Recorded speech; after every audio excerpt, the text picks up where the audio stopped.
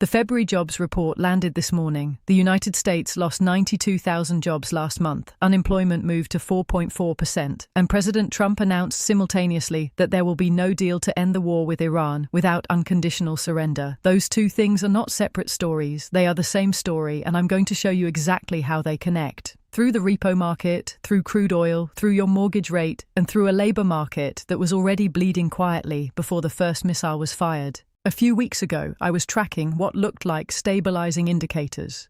As a matter of fact, gas prices are declining, equity markets climbing, inflation figures are cooling, job creation holding. I said so. I'm telling you now, that narrative is gone, and the speed at which it evaporated tells you something critical about how fragile the foundation actually was. We are not simply in a recession anymore. We are transitioning from a quiet recession into a wartime recession. Different shades of darkness, but the shift matters enormously for what comes next. Stay with me for the next 20 minutes. I'm going to walk you through every layer of this, from the plumbing of the financial system most people never see, to the number on your gas station sign, to what the bond market is quietly telling you about the next 12 months. The crack in the plumbing. Before I get to the jobs report, I need to show you something that almost nobody is covering because it operates below the surface of the data most people track. And what's happening below the surface right now is considerably more alarming than any headline figure. The repo market, the Federal Reserve's emergency overnight lending mechanism, is the institutional equivalent of a circuit breaker. It exists so that the multi-trillion-dollar overnight settlement architecture that underlies every transaction in global finance doesn't seize up when liquidity gets tight. In normal operating periods, the Fed steps in at quarter-end or year-end when transaction volumes peak and settlement pressures are highest. That is the expected pattern, the predictable calendar. That is not what I've been watching during this administration. What the Fed has been doing is stepping in repeatedly during non-quarter, non-year-end periods to supply emergency liquidity to a system showing stress outside of its predictable cycle. 1 week before the Iran conflict began, the Fed absorbed $30 billion in overnight securities. Then, at the precise moment the conflict opened, it absorbed another $9 billion. These are not one-off events. They are a pattern. And the pattern tells you that the financial system's plumbing, the settlement infrastructure nobody thinks about until it fails, was already under pressure before a single missile was launched. The war with Iran did not create this vulnerability. It landed on top of a system that was already structurally compromised. The stress had been building since Liberation Day, since the administration's tariff announcements began rewiring global trade expectations. What that means practically is this: when you overlay a deteriorating labor market, returning inflation pressure, and an active military conflict with a major oil-producing region onto a financial system requiring off-cycle Fed emergency intervention, you are no longer dealing with isolated shocks. You are dealing with compounding pressures that are beginning to bleed into each other simultaneously. That is qualitatively different from anything the Fed's conventional toolkit was designed to manage. The energy shock. Let me move to where the war's consequences are most immediate, most visible, and most direct for ordinary people: the energy market. Crude oil has surged well past any projection analysts were carrying into 2026. And the reason is straightforward. Nobody had an active war with Iran on their scenario map. The situation we entered this year with was actually the structural opposite of a supply squeeze. We were in a condition of oversupply combined with softening demand, a pricing configuration the market calls contango, where forward supply expectations outpace immediate demand. That environment was doing something politically useful for the administration. Falling energy prices were dragging the headline inflation index down, allowing the White House to argue that price pressures were under control even as non-energy inflation stayed persistent. That was the fig leaf. Iran closing the Strait of Hormuz just yanked it away. Brent crude has moved sharply higher, but here's the detail that tells you this isn't a temporary spike. WTI crude, which historically trades at a discount of approximately 5% below Brent, has now caught up and is moving in lockstep with the international benchmark. That convergence is the market's signal. It means traders are not pricing a localized disruption or a short-term political standoff. They are pricing a broad, sustained supply shock of indeterminate duration. And duration is everything here. A crude spike that lasts 2 or 3 weeks shows up as a painful but statistically contained bump in monthly energy data. It doesn't structurally alter core goods inflation. But if crude stays elevated across several months, the cost increase begins to permeate freight rates, petrochemicals, plastics, and the entire manufactured goods supply chain, eventually reaching every consumer purchase at every price point. Gas station prices respond within days. Operators don't wait for macroeconomic consensus before adjusting the sign. The statistical agencies record the effects in stages, first in the headline energy component, then gradually in the broader goods categories as the shock persists.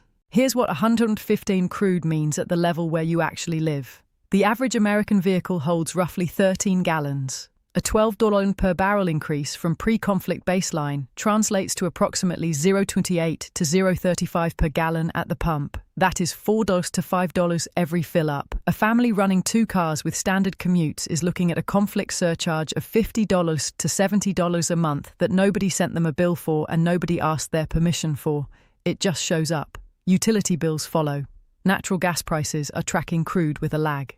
Residential electricity rates in gas-fired generation regions are up approximately 9% since the conflict began, based on futures pricing as of early March. If your budget was balanced in January, it is not balanced now. Then there's the slower, more damaging channel: food. The energy shock hits fertilizer production costs, refrigerated shipping logistics, and cold chain transport simultaneously.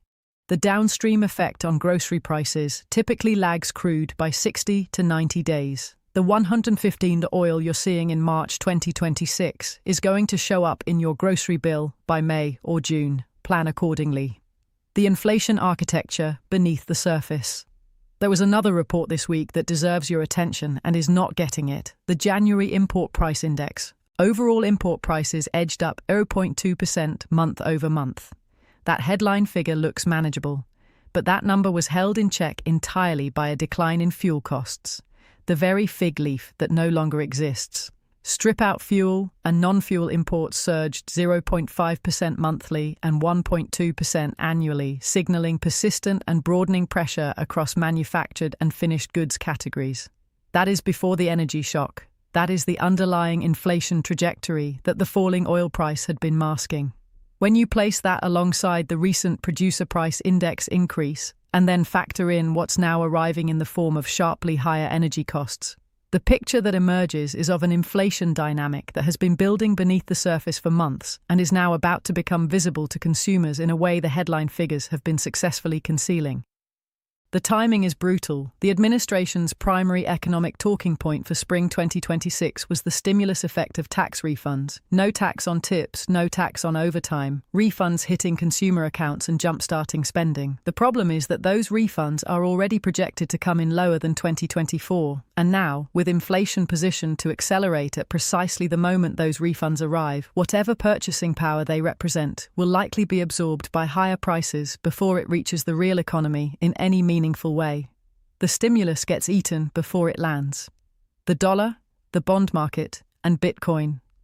Here's the counterintuitive reading of the financial market right now, because it matters for how you position. In the past week, the dollar has strengthened. That is historically consistent with a major economy pivoting toward a war footing. Capital sprints into the dollar and dollar-denominated assets, Treasury bonds especially, pushing the currency to its strongest levels in weeks as global investors seek the deepest and most liquid safe haven available. Front-end Treasury yields have pulled back from recent highs but remain in the mid-3% range. The 10-year sits just above 4%, high enough to offer genuine return, not elevated enough to signal panic.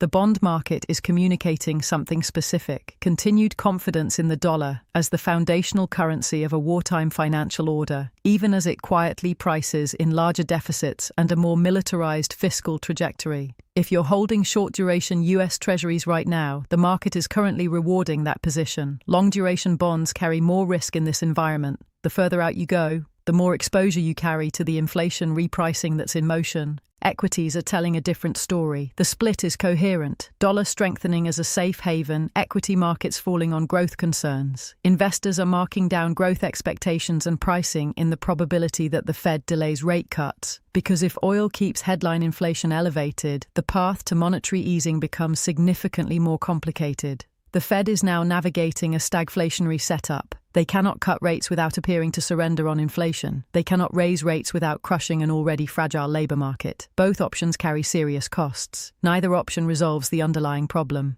Bitcoin rose when the conflict opened, counterintuitive for a pure risk asset in a flight-to-safety environment. What it reflects is a specific speculative thesis that in a world of sanctions, weaponized finance, and expanding war budgets, crypto may serve as a high beta hedge against the very institutional safe haven systems that are simultaneously breaking down. Whether that thesis holds through a prolonged conflict remains an open question. What I can tell you is that the administration reinforced this reading by publicly accusing major banks of sabotaging its crypto agenda this week and demanding Congress pass the Clarity Act. That is a policy signal layered on top of a wartime backdrop. Some investors are treating it as a positioning opportunity. Understand the thesis before you act on it. The labor market. Now let me show you the job market picture in the sequence it actually deserves, because the headline figure and the real structural story are two different things. The month opened with what appeared to be constructive data. The ADP private payroll report for February showed a jump of 63,000 private sector jobs, beating the street estimate of 48,000, the strongest monthly figure since July 2024. Education, health services, and construction led the gains. That looks fine until you read the composition. Healthcare continues to lead job creation. That is not an unqualified positive economic indicator. Healthcare employment growth driven by an aging population reflects sick care demand, wealth flowing from an aging demographic into the private healthcare sector without generating the broad-based spending multipliers that manufacturing or professional sector growth produces. The construction gains, meanwhile, have been shown repeatedly to be concentrated in non-residential development, specifically data center construction driven by AI infrastructure investment, not housing, not broad infrastructure, not the kind of construction that distributes economic benefit across working families. The multiplier is narrow, and the size distribution confirms what that composition implies, a barbell effect. Growth at the large enterprise end, driven by monopoly purchasing power. Growth at the small business end, where job seekers are settling for lower wage positions. The middle, the mid-size employer segment that historically anchors wage growth and career mobility, is not growing. Compensation growth for both job switchers and job stayers is at its lowest level in the current cycle. The labor market is adding bodies in the wrong places at the wrong price points, which is why labor economists can look at the headline figure and describe the market as stable, while workers across the country are experiencing something that does not feel stable at all. Then came the government's official February report. The United States lost 92,000 jobs. The gap between the ADP private reading and the government's broader labor market figure was so large it shook Wall Street and the White House simultaneously. The administration moved quickly to attribute the collapse to unusual weather. Ice storms, lingering West Coast labor strikes estimated to have removed 30,000 to 40,000 positions from the count. The framing: strip out the temporary factors and the underlying number is essentially neutral. Here's what that explanation does not address. This report landed immediately after a historic downward revision to 2025 employment data that revealed the full year produced the lowest annual job growth recorded in more than 2 decades. A single month can be explained by weather. A year of historically weak job creation followed by a 92,000 job loss cannot. These are not isolated data points. They are a pattern. The unemployment figure itself requires additional context to be read accurately. The official 4.4% excludes workers who have stopped looking for employment entirely, the chronically discouraged, who have dropped out of the active labor force. It does include workers who are chronically underemployed, including gig economy participants and anyone who reports having worked a single paid hour in the 4 weeks preceding the survey. What the population-level data shows is that the labor force and the inactive labor force are growing in parallel. Mass deportation has produced net outflows from the working-age population, shrinking the denominator against which the unemployment rate is calculated. In relative terms, the unemployment percentage can therefore remain statistically stable, even as the absolute number of people actively working is declining. Total labor force participation, measured as anyone over 18 not enrolled in school or active military service, is now declining in a real and measurable way. Every month, fewer people are working, wages are stagnating, purchasing power is declining. The methodology through which unemployment is tracked makes every metric surrounding the labor market misleading in a consistent direction, toward optimism that the lived experience of working Americans does not validate. Boohoo profits and what it costs. Let me be direct about the financial architecture of what has just been set in motion. The White House has said it needs 4 to 6 weeks to accomplish its stated objectives in the conflict with Iran, without defining those objectives. Based on the visible operational tempo, carrier strike groups on station, continuous air operations, cruise missile expenditure, regional force posture.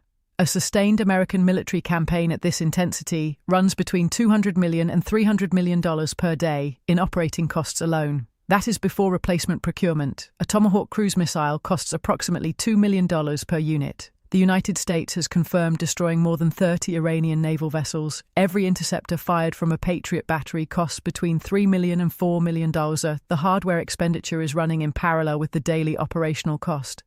Defense sector ETFs, specifically ITA and XR, have outperformed the broader S&P 500 by approximately 14 percentage points since the conflict began. That outperformance is not a mystery. RTX Corporation holds the Tomahawk and Patriot contracts. Lockheed Martin holds THAAD. Northrop Grumman holds the B-21 program. These companies did not announce earnings surprises in February. They didn't need to. The contracts were already in place. What a sustained conflict does is accelerate the existing procurement schedule, trigger options on agreements already signed, and provide the budget justification for the next 5-year planning cycle. The supplemental appropriations being drafted to fund this operation will come from somewhere. Discretionary spending is the somewhere. Infrastructure, housing assistance, public health preparedness. These are the line items that absorb the pressure when the defense budget expands under the cover of a conflict. These aren't conspiracy items, they're accounting. What this means for your money, here is the pattern recognition piece, stated plainly. If oil stays above $100 for more than 60 days, core goods inflation begins to reprice. The Fed cannot cut. A Fed that cannot cut in the face of a cratering labor market is a Fed that is watching stagflation develop and has no clean tool to address it. That is the scenario the bond market is beginning to price, slowly and quietly, in the 10-year yield. If you are carrying variable rate debt, a mortgage tied to prime, a car loan, credit card balances, the chain is already in motion. Conflict, energy price spike, inflation repricing, Fed delays cuts or raises, your monthly minimum payment increases. That chain is not hypothetical. The repo market stress was already there. The labor market was already deteriorating. The energy cover was already the only thing holding the inflation narrative together. The war removed the cover. What has historically held value in this type of compounding environment? Short-duration treasuries, which offer real yield without the long-duration repricing risk.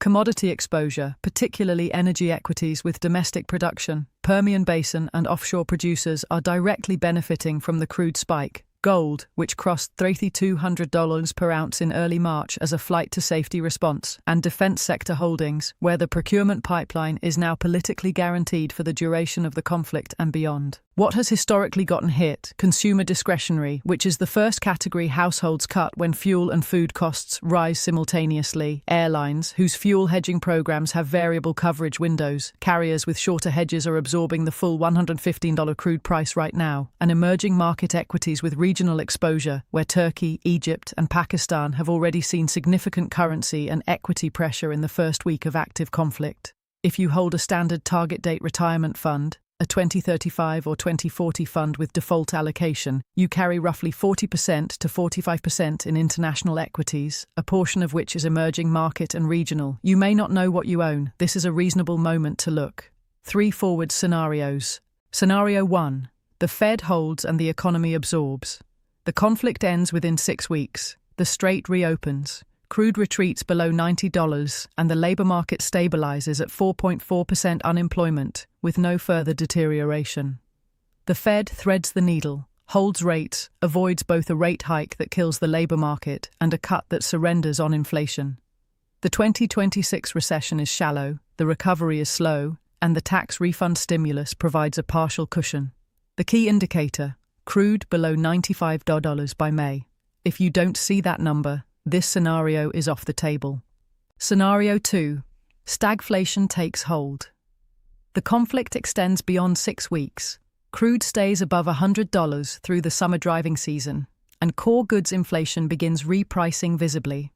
The Fed is forced to choose between its mandates and chooses the inflation mandate, delaying cuts through the year. Consumer spending collapses. The unemployment rate moves past 5%. The White House faces a midterm election environment in which both inflation and unemployment are rising simultaneously. The political configuration that ends administrations. The key indicator, the June CPI print.